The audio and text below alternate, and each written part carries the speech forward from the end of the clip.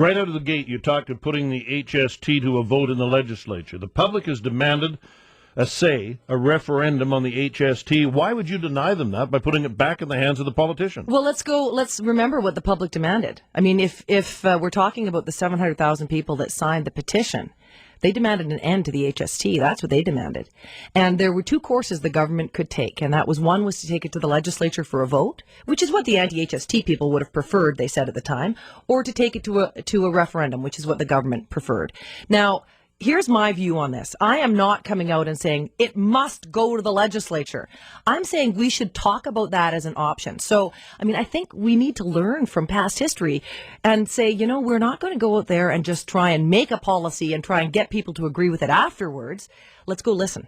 And so I'm putting this on the table and saying, look, when we get to the end of February, if the polls on the HST are where they are now, with about 70% of people opposed to it, let's face reality.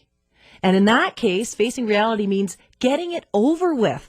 Put it to a vote in the legislature. In that case, save $30 or $40 million. Spend that on heart operations or special needs teachers and get it over with by the end of March. Now, Bill, you're asking your colleagues to go back into the House and reverse their field. They all believe in the HST. They think it's the right thing. They voted for it. Now you're asking them to go back and say, I've changed my mind. Well, Bill, you've heard me on this. I mean, I've been on CKNW talking about how I think the HST is a good tax. Yeah. I have been really clear about that. But, the government brought the HST in, and they thought they could persuade people over a period of time that it was a good thing. They failed at that. The public is still massively opposed to it. They will have a chance over the next 3 or 4 months to really persuade people and maybe change the polls, change public opinion about it. But business wants that opportunity. Well, I think, and we're going to give it to them, right? I mean, we'll get to the end of February, see where the polls are at, let them raise their game a little bit, get out there and persuade people. If the polls are unclear and it's kind of, we don't know what the public view of it is, we'll still go to a referendum. But my view, Bill, is if people at the end of February have spoken, there's no need to spend the money on the referendum. Let's make this, it's not just a question of being pro or anti-HST. I'm pro-HST, but I am also pro-faith in government. And for me, this has become a question, I think, for many British Columbians about faith in government. It has shaken their faith in the BC Liberals. It has shaken their faith in government. And if we have to choose between a tax and civic involvement is the more important question. I want you to hear from two of your competitors for the leadership. Mike DeYoung. I am not particularly optimistic that people are going to suddenly rise up and embrace the HST.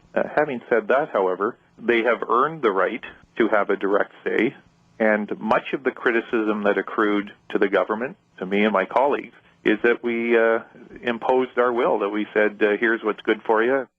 Kevin Falcon. We've already had free votes in the House on the HST, so I think politicians have already had their say. I think the idea of taking away this right from the public is not a good one.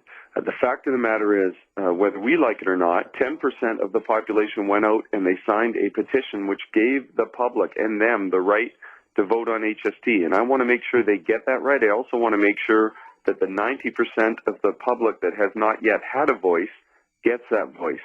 And I think the idea of pulling that right away from them is very much the wrong way to go. Well, two things, Bill. First, we heard Mike DeYoung saying he thinks the HST is likely to fail. And based on today's polls, that's true. I mean, if the referendum was held today, it would fail. If those polls continue to be the case until February, I mean, as I said, if it changes, we're into a different scenario. But if 70% of the public is still opposed to the HST, I mean, I agree with Mike DeYoung. It wouldn't pass if it was held today. And if that's the case, why do we need to go out and spend $30 or $40 million asking the people what they've already told us? I mean, let's have a genuine free vote in the legislature. Let's ask MLAs to reflect the views of their constituents in the legislature, which they haven't had a chance to do yet. You don't have a vote. I don't know. I don't. So you're asking them to go back and change their minds, reverse their field on HST, and you sit on the sideline. No, Bill, I'm not. I'm not asking them to do that. I agree with them, as I said, and I've said this to our listeners over the last year. I agree with them on the HST. I think it's a good tax. I think it's good for the economy. But there comes a point after a year and a bit when the government has been unable to persuade people that this is a good idea, unable to persuade people that the way they brought it in was the right way to bring it in.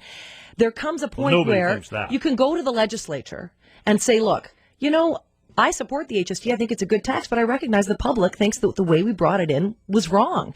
And I'm going to reflect the public's view on this. I mean, that's what MLAs are there for. There is a time to lead, Bill, and there is a time genuinely to listen, and then cast your vote based on what the public believes.